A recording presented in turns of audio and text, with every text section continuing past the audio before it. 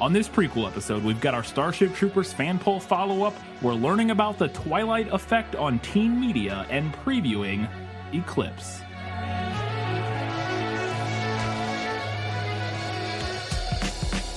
Hello and welcome back to this Film is Lit podcast where we talk about movies that are based on books.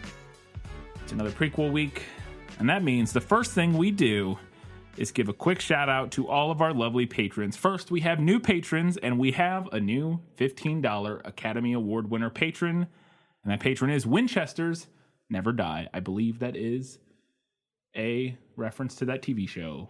Yes. Supernatural, that's it. I was like, that TV show, I've never seen a single episode. We would probably like it from what I've heard. It's, I think I think generally we probably would. It seems roughly in the, we like, Winona Earp and Buffy and all those kind of. There's so many seasons, though. There's too many. That's the reason I would never probably watch it. There's 15 seasons or something, and I bet a lot of them are like, I think the most recent ones are like shorter seasons, but I think a lot of the early ones are like, because it's on network, I think a lot of them are like the 23, 24, 40-minute episodes, 25 episodes. Woof, that's a lot of work. Yeah. That's a lot. It's a lot, you guys. So I don't know if we'll ever watch it, but we appreciate you. I also feel like I recognize your patron name from other podcasts I listen to, but I could be wrong. I feel like I've heard Andrew Torres or somebody say that before. You can tell me if I'm right or wrong. Let's get on to our recurring Academy Award winner patrons. These are the patrons of which Winchester's Never Die will be joining on the next prequel episode, who we give a shout out to every week because they support us at our highest patron level. And they are Kelly Napier, Gray Hightower, Dory, Eli Youngs, Gratch, just Gratch. Shelby says Black Lives and Trans Lives Matter. Fascism is here and it brought secret police. And finally, as always, Alina Delet-Kolova. Thank you all to our ever-growing stable of Academy Award-winning patrons. It is a tremendous help to the show, and we appreciate you all very much. Let's go ahead and talk about your guys' reaction, your comments, everything you had to say about Starship Troopers.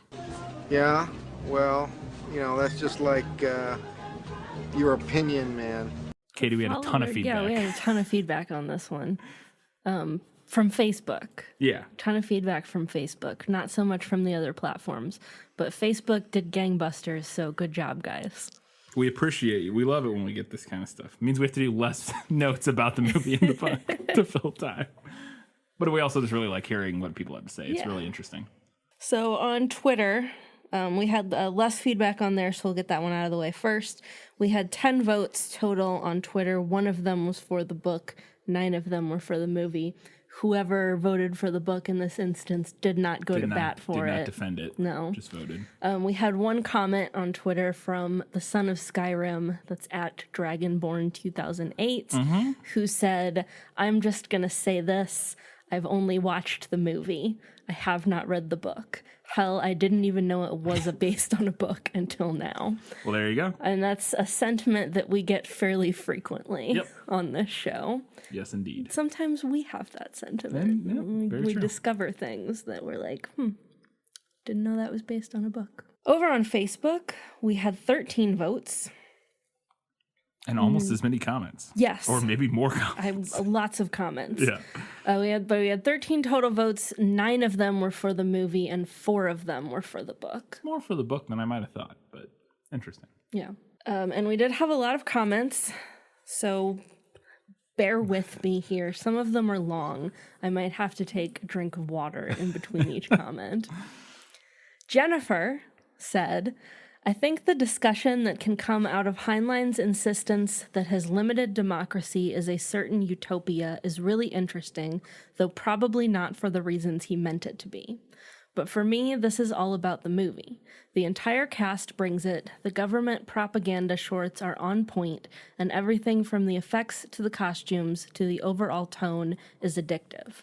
While I read the book once a long time ago, I've seen the movie too many times to count and will watch it many, many more." Right on.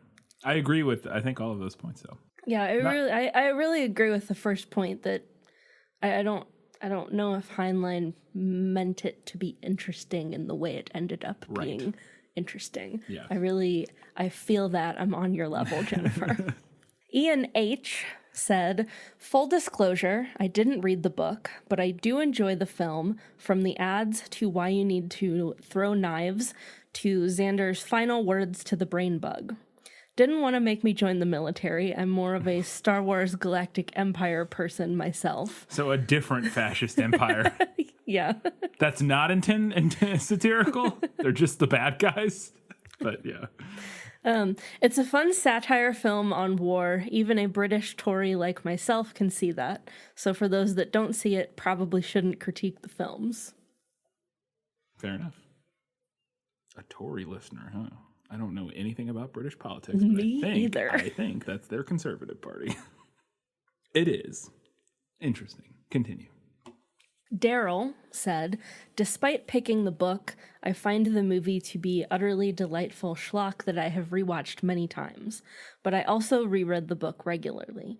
On my first read, when in my late teens/early 20s, I was fascinated by the philosophy of the world Heinlein created and enjoyed the military details and Rico's journey.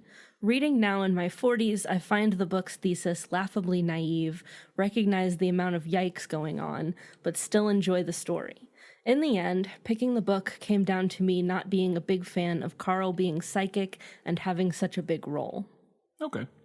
Yeah. Yeah, we didn't really talk about too much, I don't think. Carl is like almost not in the book. Yeah, we mentioned it. We mentioned it because yeah. I asked about him being psychic, and you said he was in the book, but not really. Like, yeah. And his role's not huge. I would argue it's not huge in the movie, but it's bigger than it is. It's definitely bigger than it is. But what I will say about that comment is that I can definitely identify with, reading or watching something in your maybe early 20s and feeling one way about it, and then coming back to it, as a wiser, more studied person and realizing how wrong you were. Having recently been in the thick of a reread of Twilight, there you go. I can definitely identify with that. That's a great example. Ashley said, full disclosure, I've never read the book. Heinlein seems like the kind of hard sci-fi I've never been able to get into. I was a little late to the party, not seeing in the movie until I was well into college, always brushing it off as a schlocky action movie, which it still kind of is, but over the numerous times rewatching, it's become one of my favorite movies. I don't want to give Verhoeven any more credit than he deserves, but I don't really watch the movie as a propaganda film for us as the viewer, but as one for Johnny Rico. In the beginning, when Johnny is in school and his teacher is giving that lecture about how violence solves everything, Johnny questions him, saying that violence sometimes may not always be the answer.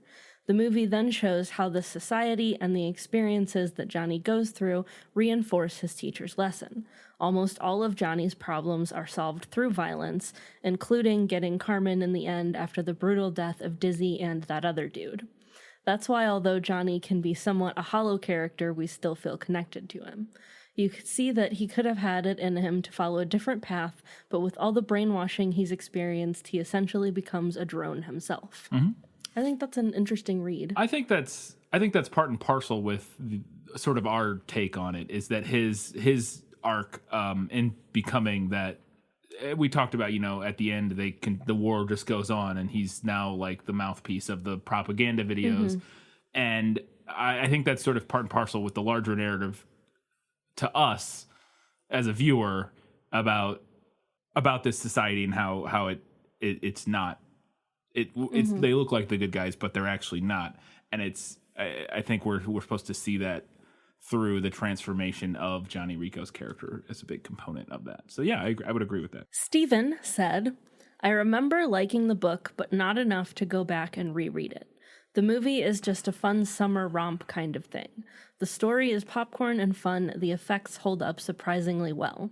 I like the over-the-topness of the whole thing. Yep. I mean, yeah, it's still fun if you don't, even if you don't go into it looking for the, worried about the sort of, that's what we talked about during the episode, just as an effective action war movie, it does a good job. I think it's important to recognize the sort of broader aspects of it, but it's also just fun to watch. So Adam said, I read Starship Troopers on a family vacation in 1996 when I was 9, and I remember absolutely loving it. Quick side note here, Adam, I could not imagine reading this book as a 9-year-old. Color me impressed. I thought the ideas about having to serve to be involved in running things sounded smart. It made me think it would be a good idea to join the military. I wanted to be whoever was in charge of the dogs. I even went to the library, we didn't get AOL until the following year, to try and read up on the Roger Young. I was propagandized as all hell. Then the movie came out, and I was expecting something awesome. Giant power armor suits, tactical battles, weird bug aliens, basically StarCraft, except StarCraft didn't exist yet. I was super disappointed that it felt like they made this cool book I read feel kind of goofy. Eventually, when I revisited it later, I think that's part of what clued me into it being satire, which in turn helped clue me into why some of the things from the book that I thought sounded reasonable were terrible, which in some small way probably contributed to me landing as an adult somewhere in the anarcho-socialist There you go. or anarcho-communist area. So I give it to the movie for helping give my young indoctrinated self that nudge leftward. Although Paul Verhoeven will be proud. Although I do think it would be funny to resurrect Heinlein and see the look on his face if I told him that reading this book was technically part of what eventually made me a socialist. That is a good point. And I'm not sure Heinlein would like that. That's great. You can have that experience now by tweeting at J.K. Rowling that reading her books is what made you inclusive of trans people. Or one of the things that... It's very true. And then let her block you. Anthony said, teenage me was super confused by the book in the late 90s. I couldn't tell if Heinlein was writing satire. Adult me is leaning more towards the book as serious. Movie all the way for all the reasons Brian brought up. Teenage me loved the movie as well, but for very different reasons. I would agree, because they agreed with me. But yeah, that's the same thing. Or if I had seen this, and I think I said that when I saw this when I was younger. Yeah. To me, it was just a goofy action movie that was, kind of schlocky and fun and had cool, was just kind of cool. It reminded me of Halo, because I think I saw it after Halo came out, and it was kind of a similar feel at times. But I had never seen this movie before we did the episode. I think I would have hated it when I was younger. Yeah, that's fair. Solidly. Yeah. They're very different types of medium. Not very different. We had a crossover, but yeah, we had different media that we were into. Yes. On top of the things that we did have that were similar. And Sarah said, I have so little memory of reading Starship Troopers that your descriptions of most elements of it didn't even ring a bell, except for the one about Johnny meeting his father after thinking he was dead. However, I give this one to the movie for more personal reasons than it just being better than the book. Starship Troopers was actually the very first R-rated movie that I ever saw. I remember being home alone with my dad while the rest of the family was out of town, and us going to Blockbuster, and him allowing me to pick out any movie I wanted. At 15, I was just getting into sci-fi and was desperate to watch something that wasn't a kid's movie. And this was just sitting there on the new release shelf, looking like the coolest thing ever. It does have a great cover. It's it's the cover. I think it's just like Johnny Rico in the armor and stuff, and there's like a bugs behind him. Yeah. Neither of us had any idea what we were getting into with the violence and the gore and the nudity, but to my dad's credit, he didn't even blink, and he sat right next to me on the couch that night while we watched the whole thing and never told my mom what he'd let me watch while she was gone. The fondness that I hold for this movie has me revisiting it every few years or so, and though I have come to appreciate the fact that a lot of the social commentary can be hidden in the margins of movies that tend to be written off as mindless action flicks, and also that the book is not always better than the movie. Thank you so much for doing this one. Boom. That was a brilliant comment. You are welcome, Sarah. Fantastic. And that was a good story. I liked it. Yeah, it was awesome. Michael said, one thing that the film did correctly was nail the Navy versus Marine Corps jokes. MI does the dying, Fleet does the flying is fairly representative of ground forces and naval and air forces' inability to give other branches their credit for their part of mission success. I served in the Army and Navy with a daughter who was in the Air Force. We always laughed at the movie and treated it as over-the-top, schlocky B-movie satire. Some movies are not meant to be taken seriously as intelligent satire like Catch-22. This is the poster child for good, dumb, fun satire. Yeah, from my understanding of the comments about the military sort of headbutting and pissing match, for lack of a better term. Yeah, that sounds right. Yeah. It's interesting. He said he served in the Navy and the Army. I wonder if that's not super common. I don't know. That feels like a thing that's not super common to me. I usually feel like you get in a branch and you stick it in that one, but I could be wrong. I have no idea. Anyways. Always interesting to hear because neither of us have any military experience, obviously. No, so. And I mean, I have family members, but not not close family members. Not immediate family members. And our last comment, Ian C. said, "How can you choose? They are both delightful in completely different ways." There you go. You would disagree. I would respectfully disagree, Ian C. About the book. But so it sounds like the book is because, and several people said this, and we should have done this. I think somebody commented on our Instagram about how they figured it would be a Switch episode, and it probably should have been in retrospect. Just because I say should have been, it doesn't like it needs to be, but. I do tend to. I like hard sci-fi. Yeah, it's a genre I enjoy, and I enjoy reading it, which we've discussed before with like The Martian and things like that. So it probably would have made sense to switch on this one. Yeah, but that being said, I think you probably would have ended up with similar feelings about it. I agree. Yeah, as I did, but yeah, you're right. Comment from Ashley earlier where she said. Had always had trouble getting into hard sci-fi, and I feel similarly about sci-fi. I prefer my sci-fi like more in the vein of Star Wars. Yeah, fantasy. Yeah, fantasy, leaning more towards the fantasy side than the hand wavy, weebly wobbly kind of sci-fi. Basically magic, but like with like electricity and electronics and stuff. Wizards in space. Right. As opposed to something like this where Heinlein went to great lengths to try to justify everything about the world and how it worked. Yeah, I really like both, but I do really enjoy hard sci-fi at times. I think I like them both in very different ways, obviously, but I do, unlike you, I actually do enjoy hard sci-fi, so I probably should have read it. Might have been. If nothing else, it would have been a nice break for you as opposed to having to slog through this book. So, all right. Thanks to everybody for all of that feedback. That was brilliant. We love when we get those kind of comments on episodes because it really gives us a lot to talk about during the prequel episodes, and we just love hearing what everybody else has to say instead of just what we have to say about these things. Yeah. So we appreciate it. And before we completely close out our Starship Troopers discussion, I want to give one more thank you to our Academy Award winner patron, Alina Delet-Kalova. Yes. Starship Troopers was a Academy Award winner patron level request. Yes. You get priority requests if you support us at the $15 level. And they requested Starship Troopers, and I said, okay, I'll put it on the schedule. There you go. So thank you, Alina. We thank you at the beginning of every episode, but it's what happens. You get one more extra thanks here for recommending that we do Starship Troopers. Let's move on to our Learning Things segment, where we're going to learn about the Twilight effect on teen media. No matter what anybody tells you, words and ideas can change the world.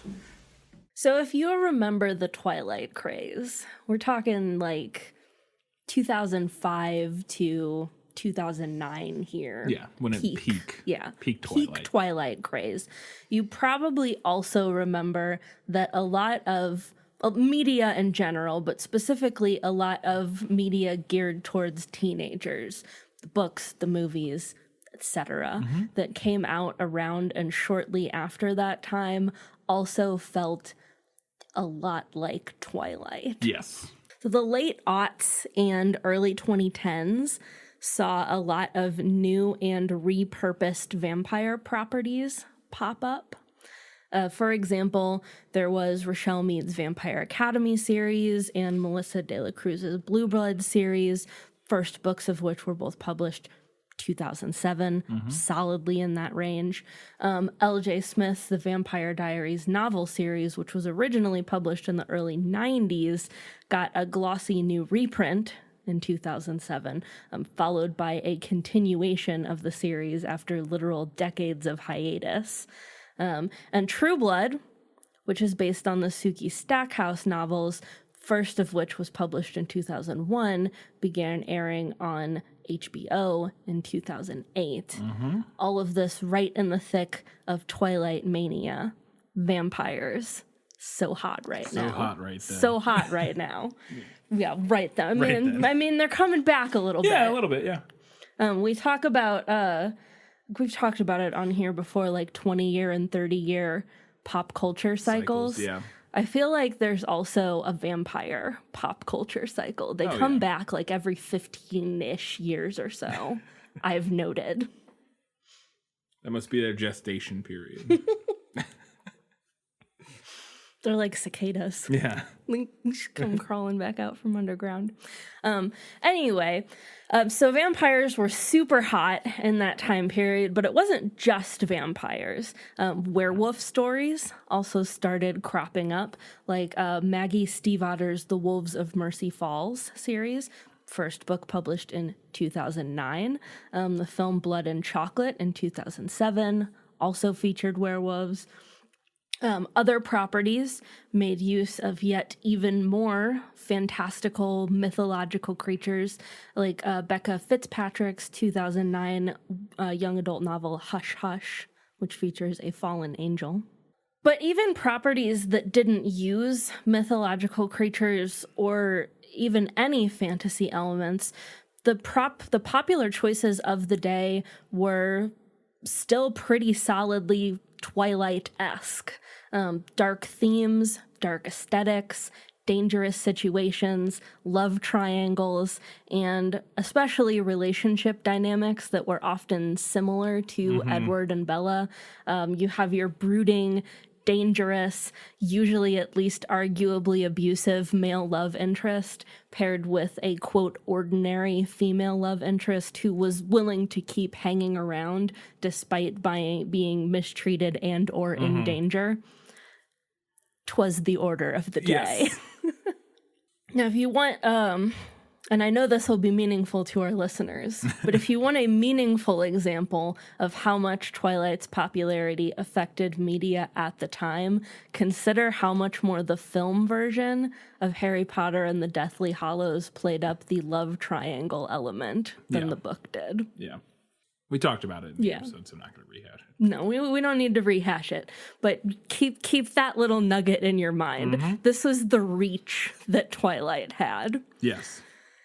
So because it really affected the trends that would rule young adult media and especially literature for the next decade or so, the Twilight saga also brought a much needed boost to the young adult publishing industry, which was starting to slow down a little bit as Harry Potter was kind of coming to a close.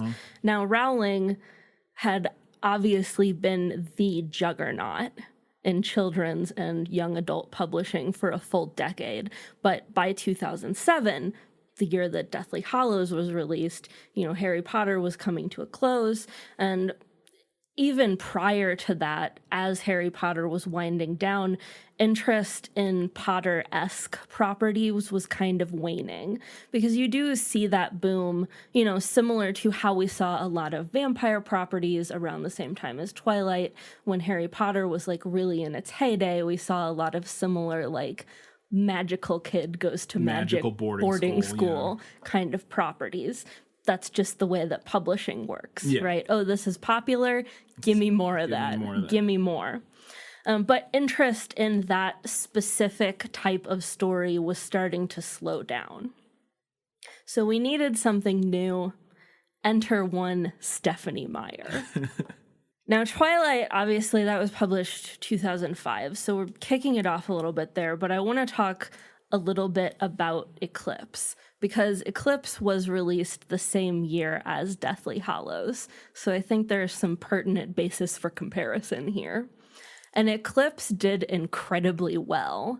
It sold over 150,000 copies in the first 24 hours of its original print run, and it actually booted Deathly Hallows from the #1 spot on several bestseller lists. For some extra kind of context there, novels that are midway through an established series, which Eclipse is book 3, right, typically sell around 5,000 copies on their first day. Yeah. Megan Tingley, who at the time was the main publisher with Little Brown Books, published the Twilight Saga, was quoted as saying, "I've been in this business for 20 years and I've never seen anything like this." So this really was a phenomenon. Also, shout out here to my cousin Emily, who sent me a bunch of screenshots so that I didn't have to pay to read a Wall Street Journal article from 2007. Thank you, Emily. But the overall enormity of the success of the Twilight Saga meant a new era for young adult fiction and resulted in an explosion in properties like the ones that I mentioned earlier. Not all of them were good, but we bought them. We read them. We consumed them.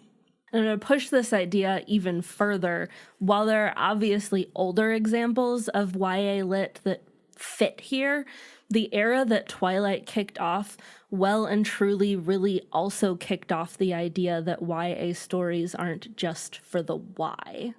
A lot of adults also really like reading young adult. Themes and plot lines, like I said, darker, more mature, but generally still appropriate and relatable to their target audience, which means that they never took it like too far. Right. Reading in the YA genre is generally safe. Yeah, they're PG-13 Yes. movies. They're not R movies. Yeah. But more adults were reading young adult than ever before, which meant more people buying, higher demand for more books, for more stories.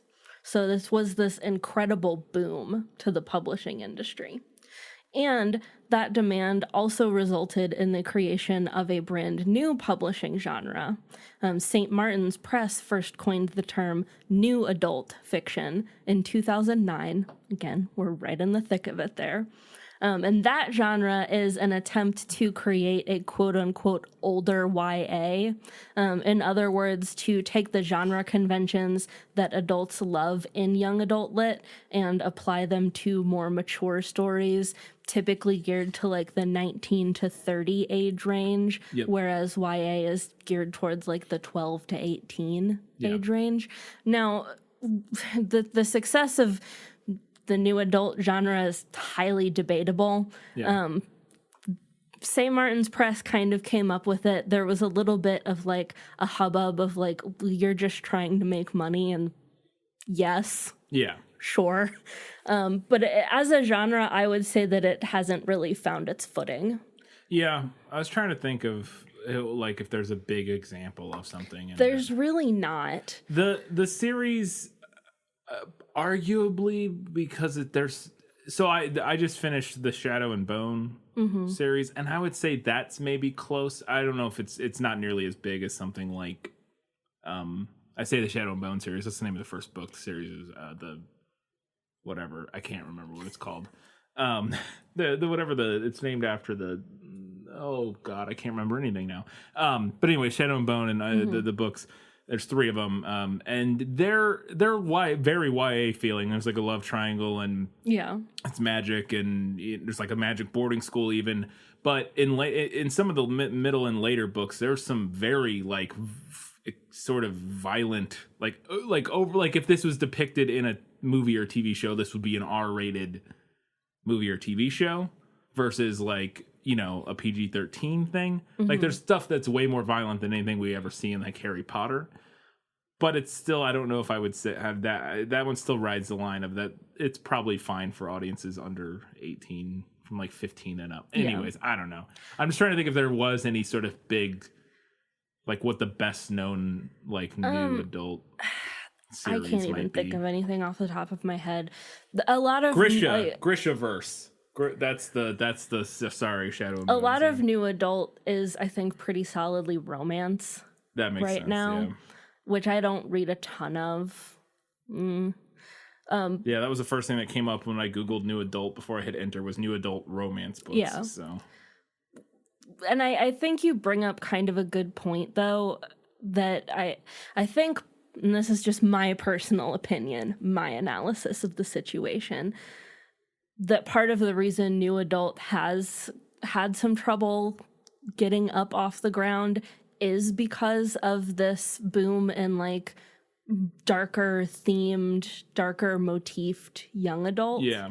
Like I don't need a more mature subcategory if the young adult is also kind of mature already, you know?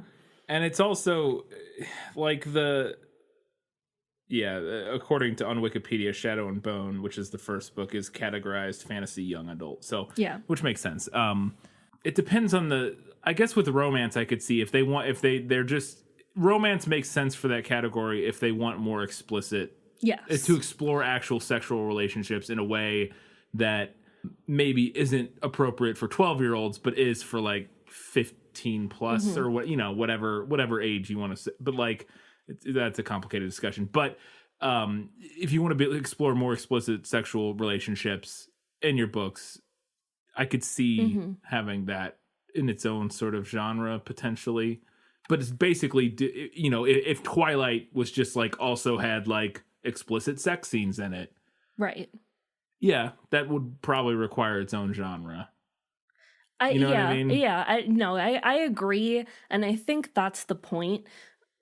From what I understand of the publishing industry, it has become kind of like this self-perpetuating thing that like eats itself, because there's pushback against like more mature themes and situations happening in young adult, because people are like, well, this isn't appropriate for the younger end of young adult. But then when you slap the new adult label on it, people don't buy it. Yeah. Because they're used to buying young adult, or they don't know what new adult means, or there's no like big examples for whatever reason. Right. So they keep publishing the more mature stuff under young adult because it's selling. Yeah.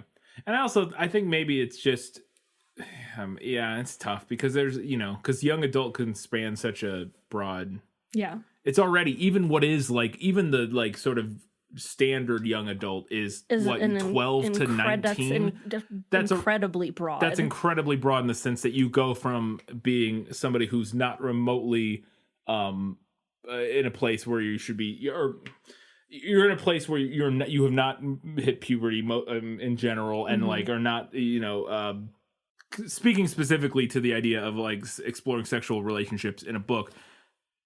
A 12-year-old has a very different is a very different audience for that than a 19-year-old. Yeah, an incredibly different audience, an incredibly different approach and perspective on something like sex than an 18-year-old does. Yeah. And so it's already, and then if you expand that out even further, a 12-year-old versus a 25-year-old is not even in the same universe. Like it makes it it's weird.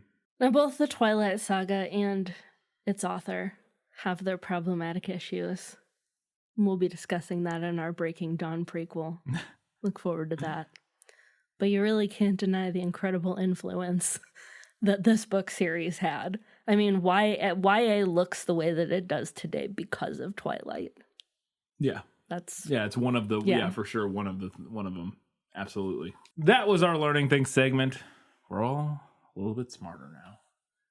Let's move on and learn about Twilight Saga Eclipse.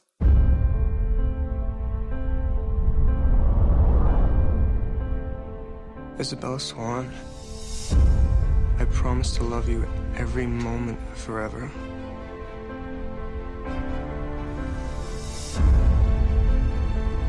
She's still human. The Volturi don't give second chances. Why are you so against me becoming like you? I know the consequences of the choice you're making. After a few decades, everyone you know will be dead. You wouldn't have to change for me, Bella. I'm in love with you, and I want you to pick me instead of him. Originally published in 2007, as I said, Eclipse is the third novel of the Twilight Saga. Meyer also wrote a companion novella to Eclipse titled The Short Second Life of Bree Tanner. That was in 2010. I am currently reading that. I've never read it before. Mm-hmm. Came out very solidly after I had lost interest. Meyer finished the rough draft of Eclipse actually before the release of Twilight in October of 2005. She has said that the final manuscript did not differ all that much from the rough draft, although it did have a different ending, as Eclipse was apparently originally intended to be the last book in the series, which makes sense. Like, a trilogy is pretty well-treaded territory. What is a four-set called? Do you know that off the top of your head? It might be called a four-set. I don't know. I mean, off the top of my head, I want to Google. say like a quadrilogy. Quatrain? Yes, a quatrain. I mean, right? That maybe? I'm Googling, but keep going. According to Meyer, the book was inspired and influenced by Wuthering Heights by Emily Bronte, although Meyer herself does not like that book, apparently. She has been quoted as saying, "You could look at Edward and Jacob from one perspective and say, okay, this one is Heathcliff and this one is Edgar. And someone else might say, no, wait a second, because of this reason and that reason, that one is Heathcliff and the other one is Edgar.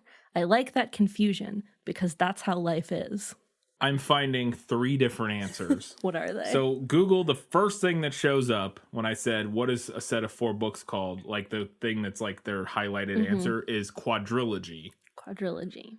But I don't know if that's the most popular answer. It can also be called a quartet, which I feel like I've heard before. Yeah, I feel like I've heard quartet before. And yes. also the other one that showed up was hold on, where'd it go? Tetralogy. Tetralogy. Tetralogy. Like tetra. Like a tetrahedron. Yes. Tetralogy. I think I've heard that too. So tetralogy, quartet, or quadrilogy, apparently. I hate quadrilogy, not using it. I like quartet. Kind of like quadrilogy, but I do feel like I've heard quartet most frequently used. Yeah. So still on the topic. That's what like a stringed quartet. Like yes, yeah. So still on the topic of Wuthering Heights. In 2009, The Telegraph reported that HarperCollins' Wuthering Heights edition had sold more than 10,000 copies since May of that year, more than twice as many as the original Penguin Classics edition, and it topped the newspaper's classic books chart for the first time due to Meyer referencing the novel. Yeah. So apparently all of these people who were reading Eclipse then ran out and bought copies of Wuthering Heights. I had so many notes about this when we get to the main episode to talk about their actual discussion of Wuthering Heights in the book. I was laughing out loud at this 2 pages where they discuss this because I was like, really? Okay. I've actually never read Wuthering Heights all the way through. I've tried several times. I just can't get through it. I've never read it. I've tried. Never read it, have no interest, but the discussion of it in the book made me laugh a lot, and we'll talk about it. So let's talk about the cover of Eclipse. We've talked about the cover for every other book, I think. The broken ribbon apparently represents choice, as in the book, Bella must choose between Edward and Jacob. Meyer has also stated that the ribbon represents the idea that Bella is unable to completely break away from her human life. That was how I interpreted it when I looked at it. It was her tether on life. Yeah, it's like it's not a clean break, and it's frayed. And her tether on mortality or whatever. I think that makes more sense than just choice. Yeah. But what do I know about cover design? Here's an interesting marketing thing that the publishers did. A few months ahead of the book's release, Stephanie Meyer hosted an Eclipse prom event at Arizona State University. Tickets for that apparently sold out within 7 hours, which resulted in her then holding a second prom on the same day, for which the tickets sold out within 4 hours. At that event, she read the first chapter of Eclipse, which had already been released in the special edition of New Moon. Well, it was released the same day. Yes. Yeah. Another thing that I did not realize happened until I started doing research for this. Eclipse actually had an incident similar to the early release of Harry Potter and the Deathly Hallows. Barnes & Noble booksellers accidentally shipped some advance copies of Eclipse to some customers who had pre-ordered to try and prevent any spoilers from popping up online. A lot of the fan site forums got shut down. Stephanie Meyer also locked her MySpace comments, which is a sentence that I love. Locked her MySpace comments. And then in an open... As long as it still auto-played her Evanescence music player, that's all we need. And then in an open letter to the fan site, the Twilight Lexicon, Meyer pleaded with these, quote, lucky readers to keep the ending to themselves until the rest of the Twilight fans had had a chance to read and enjoy Eclipse as well. Mm-hmm. Eclipse received generally positive reviews. Critics noted its exploration of more mature themes while praising the novel's love triangle and plotting. See, we were praising love triangles then because they weren't everywhere. Because they weren't everywhere. Anne Royer... I turned to you, I said this, I turned to you on page 25 and I go, oh my God, there's plot already. Yeah. There's a hint of plot 25 pages in. This is a first for these books so far. Anne Royer of the School Library Journal gave the novel a positive review, saying, Meyer knows what her fans want, thrills, chills, and a lot of romance, and she delivers on all counts. However, she found that the werewolves and vampires' histories slowed the book's pace and called the Newborn Army's story a, quote, convoluted add-in. I haven't gotten there yet. I'm sorry. I'm only 115 pages in. I know. I was aware of that, but... I already finished it. Yeah. I finished it today. Novelist Elizabeth Hand wrote a negative review of the book for the Washington Post, calling it a disappointment and criticizing it for never delivering an epic werewolf bloodsucker smackdown. Spoilers. As well as for Bella remaining an insufferable bore. Damn. She really did not like the book. Not a Bella fan. Publishers Weekly also wrote, the legions of readers who are hooked on the romantic struggles of Bella and the vampire Edward will ecstatically devour this third installment of the story, while also noting it's unlikely to win over any newcomers. Which, I mean, sure. Why would you start on book 3? She does do the thing where she tries. It's not. This one doesn't have so far, or not so far. I'm 100. It's not going to have it. It doesn't have the straight up reintroduction chapter that the second one did. It has a little bit of it. It has a little bit, but it's done more like here and there, kind of as you go. Yeah. If you did start, you wouldn't be completely lost. You'd be pretty lost. Be pretty lost. But she gives you stuff here and there, and like even just now, the last chapter I read, they kind of recapped some of what happened in previous events that happened, and that sort of thing. So there's a little bit, but yeah, why would you ever start?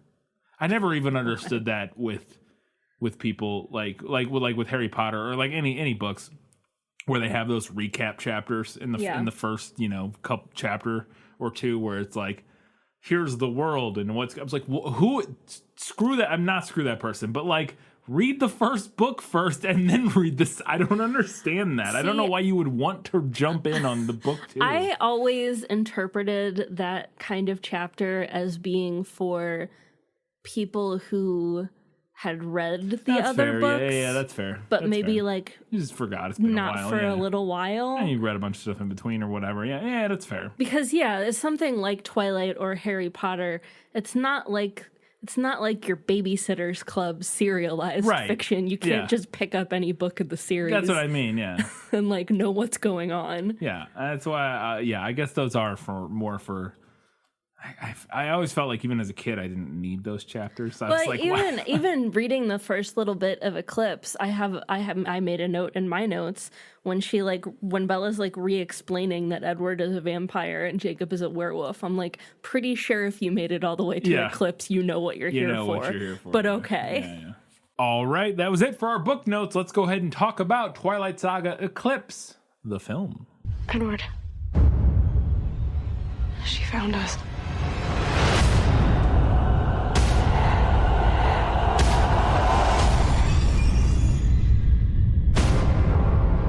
I'll protect you, no matter what. You don't know what you're getting yourself into. I'm gonna fight for you until your heart stops beating. Eclipse is a 2010 film directed by David Slade, director of Hard Candy, starring Ellen Page, 30 Days of Night, American Gods. He did several episodes of that, the Neil Gaiman TV show, or based on his novel. Black Mirror did a couple episodes. He also directed the Bandersnatch, like Choose Your Own Adventure movie that they did for Netflix, and one episode of Breaking Bad. He started as a music video director. So I didn't list all those, but there was a bunch of like big music videos. The screenplay is once again by Melissa Rosenberg, most notably the creator, showrunner of Jessica Jones. Also wrote the previous movie. All of our stars return. They're back, except for Rachel Lefevre. I don't know how to pronounce. Rachel Lefevre. She was replaced by Bryce Dallas Howard as Victoria, and we'll talk a little bit about that in here in a second. This film held the record for the biggest midnight opening in the U.S., grossing $30 million on opening night until Harry Potter and the Deathly Hallows Part 2 came out a few months later, I believe. Because from my memory, when I was looking at the notes, this was originally going to come out in November, which the first two had, but then they moved it up to August, I believe, or something like that, because Harry Potter was coming out in November. And they didn't want to, Didn't want to directly They didn't compete. want to compete with that. Until Harry Potter came out in November. Ultimately, this movie made $700 million against a budget of $68 million, which is nuts. How small of a budget that is for a movie making that much money. I mean, most big like Marvel movies are well over $100 million budgets, most of them, and that's nuts. This movie has a 48% fresh rating on Rotten Tomatoes and has a 58 out of 100 on Metacritic. Just as a refresher, I've done this so far for everything, or all the movies. Twilight, the first one, was 49% fresh on Rotten Tomatoes, and New Moon was 28% fresh, which is interesting because we preferred New Moon, the movie, over the book, but we preferred the book, Twilight, the first book, over the movie. On Metacritic, Twilight had a 56, and New Moon had a 44. So none of them. This is the highest on Metacritic, and close to the highest on Rotten Tomatoes. It's basically tied with the first one on Rotten Tomatoes. So Interesting. Chris Weitz, who directed New Moon. Chris Weitz, who directed New Moon, was still working on post-production on that film, so he could not direct. He was going. They wanted him to, but he couldn't because he was still working on. Yeah, couldn't roll over into it. Couldn't finish post-production in time to start production on Eclipse, so David Slade took over. It was explained that the change in Victoria's casting was due to scheduling conflicts by the studio. Lefevre, whatever, responded by saying that she was, quote, stunned and, quote, greatly saddened by the decision, which she was also starring in another film at the time, and they said it was because of that movie. But it sounds like everything I read I didn't want to get into like weird, I don't know. I want to go like down a rabbit hole trying to figure out what was going on here. But it sounded like it was a little more complicated, and like maybe somebody felt she was difficult to work with. Who knows? I don't know. It just sounded like there was more going on than just the scheduling, and that's like what they said the problem is what it sounded like. I don't know. Or maybe they just wanted a bigger name. That would have been my guess. Here's the thing, which is interesting. Supposedly, Bryce Dallas Howard had previously rejected the role of Victoria. They offered it to her for Twilight, and she thought it was, quote, too small of a part. There are no small parts, only small actors. But then she came back. They came back to her after these movies were making hundreds and hundreds of millions of dollars. And to be fair, Victoria is a more prominent, or at least maybe not more prominent part. She's not like in it more, but she's a more she's kind of a recurring big bad. Yeah, she's the big bad in this one. Yeah. So I would argue she's still not in very much of it. That's what I mean. Yeah. She's still not really in it a lot, at least from what I've read so far. It doesn't seem like it, but she is like the mysterious big bad. But I mean, the book, we're like totally stuck in Bella's perspective. The movie might occasionally leave. That's true. And like show what they're doing in Seattle. That's very true. We could see more going on with what's going on elsewhere. She might be in the movie more than she is in the book. That's very true. I thought this was interesting. I didn't realize this. I didn't pay attention to who did the score for the first 2 Twilight movies, but I know who it wasn't, and it wasn't Howard Shore who did the score for this one. And people might probably most recognize Howard Shore as the person who did the score for the Lord of the Rings trilogy, among tons of stuff. He's one of the most prolific working composers in Hollywood, but Lord of the Rings, one of his more famous scores. Kristen Stewart apparently wore a wig for this film because she cut off all of her hair for The Runaways, which I didn't realize. I haven't seen this one. She had like a 70s shag in that movie. I haven't seen The Runaways, so but I will. It would be interesting. I'll be interested to look and see if we can tell. Yeah, because it's usually you can tell. Yes. Usually you can tell. Especially, you can tell if you know. Usually, sometimes it's harder if you don't know, but even then, sometimes you can tell. But Eclipse apparently is Taylor Lautner's favorite book in the series. We did this for Robert Pattinson in the last one. We knew why that was. His favorite was New Moon because he's not friggin' in it. Apparently this is Taylor Lautner's favorite book in the series. And finally, I don't know who this character is because I haven't gotten there yet. But there's a character named Riley in this movie and book, played by some guy I'd never heard of. But 2 other people that were considered for that role were Tom Felton and Channing Tatum. I feel like those are 2 very different actors. And I think I looked up the guy who ended up with the role. They kind of landed somewhere in the middle. Interesting. He looks like a bigger, like he has more of a look of like a Tom Felton, like a more angular type of face and that sort of thing, but he looks larger, kind more like a Channing Tatum maybe, so maybe they kind of like split the difference. I don't know. I'm sure this guy's been in other stuff. I didn't recognize him from anything. I can't remember. Let me look up his name real quick. He's first billed on IMDb. Really? I don't understand. Xavier Samuel. His most known are Love and Friendship, Fury, which is a David Ayers film, and then this movie, Twilight Eclipse. Let's see what else he's been in. Bad Blood. Never heard of that. Never heard of that. Never heard of that. Never heard of that. Never heard of that. Wow, he's in the credits, or he's credit only in Twilight Saga Breaking Dawn Part 2. I don't recognize anything else he's been in. Fury, I'm aware of. But other than that, and I've heard of Love and Friendship, but I've never seen it. So, anyways, I could see Tom Felton, though, when I looked at the pictures of him. Channing Tatum, a little bit less so. But anyways, that's it for our movie facts. We're going to tell you one more thing, which is where you can watch Twilight Saga Eclipse. So, first, as always, support your local library. Go rent it from them. If they have it on Blu-ray or DVD, go get it. Order, drive through the window, pick it up, that sort of thing. If you have Amazon Prime, it is available on Amazon Prime. That's a recent thing. Yeah. When we started this, that wasn't the case. It has just been added. Yeah, we had to pay to rent Twilight. We had to pay to rent it on Amazon. And then, the next week, literally, Amazon was like, guess what, guys? Here you go. They're all on here. And we're like, what the heck? We just paid $4. Okay, great. But it is on Amazon Prime if you have an Amazon Prime subscription. If you have a Hulu with live TV, not just regular Hulu, but if you have the live TV subscription through them, it is also available in there.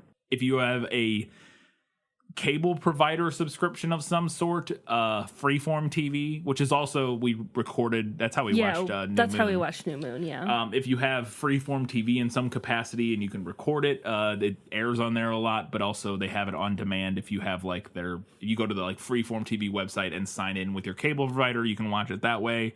It's also on Stars Play, apparently, which is like a Stars, I think that's just like their web streaming, their streaming service. Or the Roku channel, which we just found out. Yeah. Because it shows up on the little ads that pop up on when your Roku is sleeping or whatever. Yeah. And so if you have the Roku channel, which we think is free if you have a Roku device. We have a Roku. I have never clicked on the Roku channel because I don't want our Roku to think that I'm going to use the Roku channel. But I looked it up, and according to what I saw online, I believe it is free if you have the device and you can access the channel. There you go. So those are all your options, and then you can rent it all those other places it's $4. iTunes, all those kind of places. Or if you still have a family video, or some such equivalent. Go support your local family video. Those are all the places you can watch Twilight, Eclipse. Excited to get back into the Twilight saga. The book's been fine so far. It's been maybe the least boring. I enjoyed this one. I enjoyed rereading it. Yeah, it's so far it's been interesting. There's been stuff happening. We'll see how it wraps up. I still got most of it to go, but we'll get there. So until that time, in 1 week's time, when we talk about Twilight Saga, Eclipse, guys, gals, non-binary, and everybody else, keep reading books, keep watching movies, and keep being awesome.